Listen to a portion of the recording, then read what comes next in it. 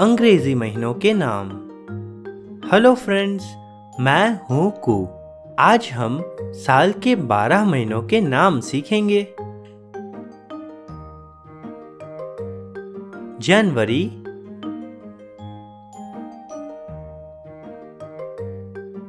February,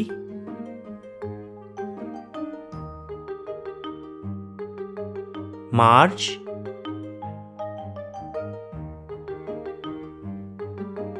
April,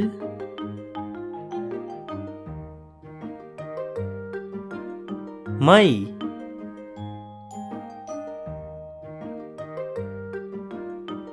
June,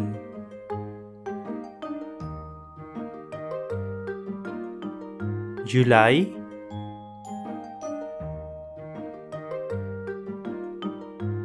August,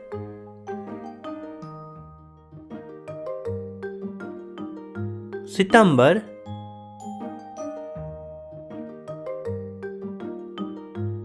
October,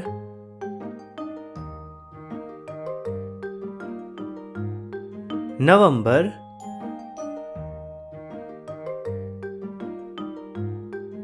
December.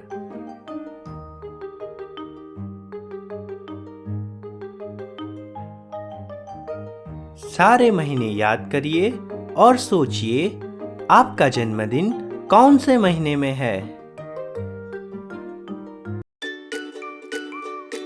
Don't forget to like, share and subscribe.